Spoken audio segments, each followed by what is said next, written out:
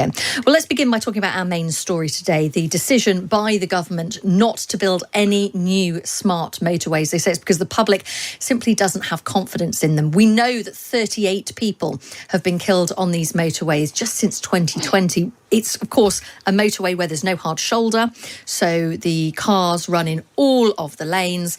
But if there is an accident, there is meant to be a hard X in the overhead gantry, and you're meant to wait in your car. But this has clearly been problematic for many people and led to injuries and loss of life. Albie, what do you make about this? We were talking to Claire earlier on, who lost her husband Jason in an accident on a smart motorway, and she was saying it's great that on the one hand there's no new ones being built, but they're not actually addressing the problem of the current smart motorways.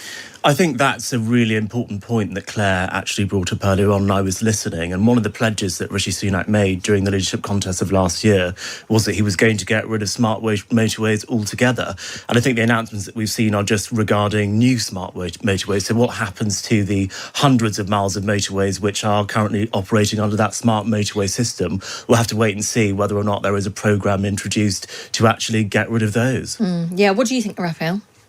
Well, yeah, it does strike me as slightly contradictory to say, on the one hand, the evidence leads us to think actually these don't work, and particularly that they're not safe. But, given that we've got some there already, we might as well leave them there. I mean, either they're safe or they're not. So I just see a bit of a logical inconsistency there. Ultimately, the hard shoulder was put onto motorways for a reason. And if there are too many people now using the motorways and there's a problem of congestion, then you need a strategic approach to your transport infrastructure. Just shutting the hard shoulder, they tried it. Clearly, it doesn't work. And also, I found it amazing when we spoke to Claire. She was saying that in some of the cases where people had died, because she's campaigned on this issue, they literally couldn't get out of the car, even if they'd wanted to, because when they were parked, effectively, they're broken down in the inside lane, they couldn't actually open the passenger door enough because of the crash barriers there. So it really feels, Raphael, like this just wasn't thought through. Well, yeah. I mean, ultimately, I've mercifully never been in a situation where I've had to pull over on a smart motorway. I've had to pull over on the old-fashioned stupid motorways, and I was very grateful for the hard shoulder when it was there. So, look, I imagine, from looking at sort of the general trajectory of transport policy in this country, that the issue is it's very expensive and disruptive to lay down new motorway, add extra lanes. And if you build extra lanes, they soon fill up with extra cars. In an ideal world, people would share cars more. There'd be the trains would work, especially in the north of England, where, a lot of people really rely on cars just for basic commutes between places that actually aren't very far apart. So it feels to me like there was some budgeting, that there's some corner cutting, and as is often the case in those situations, there's a sort of a safety concern emerges when it's a bit too late. But I'll come back to this point, I think, where if the reason for the rationale for doing this is safety, they've got a problem with the existing schemes and the ones that have sort of 3/4 of the way through and are going ahead. That seems to me they're going to have difficulty defending that position from a political point of view, I think. Let's go on to discuss Dominic Raab. We're expecting this week the conclusion of the months-long investigation into Dominic Raab over allegations of bullying from staff, something he's always denied, although he has said that he will stand down should he be found guilty. And that is a decision, Albie, that rests with Rishi Sunak, actually. He will get this report from Adam Tolley, KC, and the Prime Minister gets to make a decision on whether he stays or whether he goes. Is this a lose-lose situation for the Prime Minister? I think it's a situation where the Prime Minister is going to be losing one of his closest political allies, of course, during the last leadership contest. I think Dominic Raab was one of the only people from Boris Johnson's cabinet who actually supported the current Prime Minister, Rishi Sunak. He's the Deputy Prime Minister, as well as the Justice Secretary. You'll often see him sitting right next to the Prime Minister during Prime Minister's questions. So this will be a huge loss to the Prime Minister if he is found guilty of these bullying allegations. But we don't know whether or not that is the case, and we'll have to wait and see, and the Prime Minister will make his decision, and Dominic Raab has already said he's going to stand down. That's the right thing to do. Do you think there's a suggestion from David Davis that Raab may be the victim to some extent of what Davis describes as a millennial mindset, i.e. lower expectations of work, and that Raab's approach would clash with the civil service's increasingly millennial mindset? Do you subscribe to that as a possibility? Do you have a millennial mindset, Callum? Well, I'm I a certainly millennial, did. so- I didn't really know what David is talking about. I know lots of millennials and Gen Zers who work incredibly hard. I'm one of them. I don't have low expectations, so I completely disagree with him. Yeah, Raphael, what do you think about that? This millennial mindset and this sort of unwillingness to take a bit of a telling off, perhaps, in the workplace.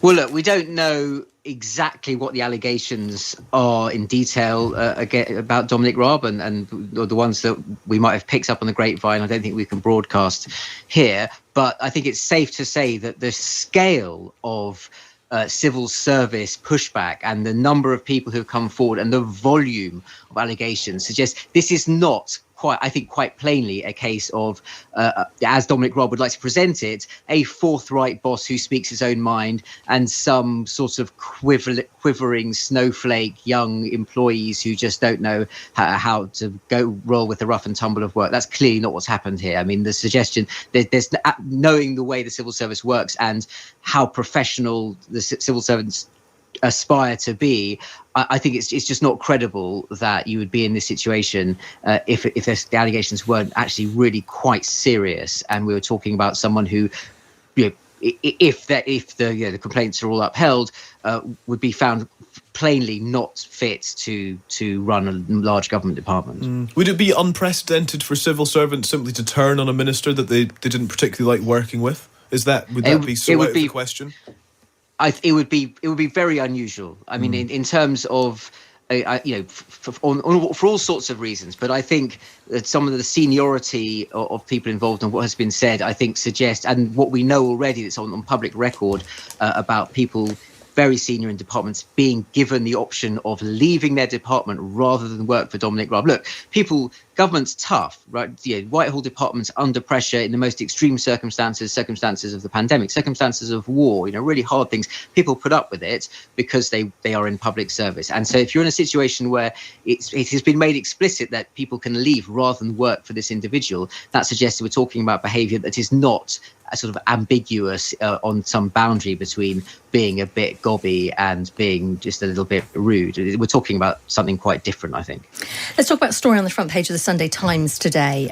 It's by Harry York, the deputy political editor. And we know for a long time schools have been saying they want more guidance, really, on how to deal with children in their schools who want to change gender. And this is particularly focusing on those looking at social transitioning, so things like changing a name, changing a pronoun, wanting to wear different uniform. There's going to be guidance given to schools where they will have to tell parents if pupils want to begin this social transition within school.